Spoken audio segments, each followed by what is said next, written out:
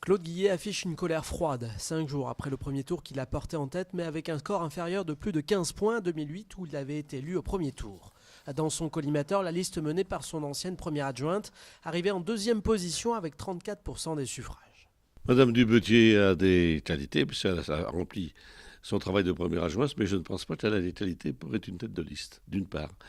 D'autre part, je crois surtout qu'elle avait annoncé que si elle arrivait en deuxième position, elle se retirait de façon démocratique. Elle ne respecte pas ni sa parole ni l'esprit démocratique.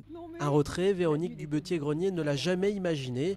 Témoin cette nouvelle opération de porte-à-porte pour tenter de combler l'écart de 200 voix avec le maire sortant. Je partais de très très loin en étant première adjointe. On a fait un gros travail et oui, je suis très satisfait de ce score. Le score 207 points me sépare du candidat sortant. Et on continue le travail sur terrain qu'on a effectué depuis 9 mois.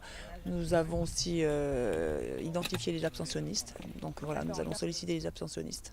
Ces abstentionnistes, le candidat PS Gilles Calvé espère également les mobiliser, lui qui a subi de plein fouet le désaveu de la politique gouvernementale en n'attirant que 28% des électeurs au premier tour.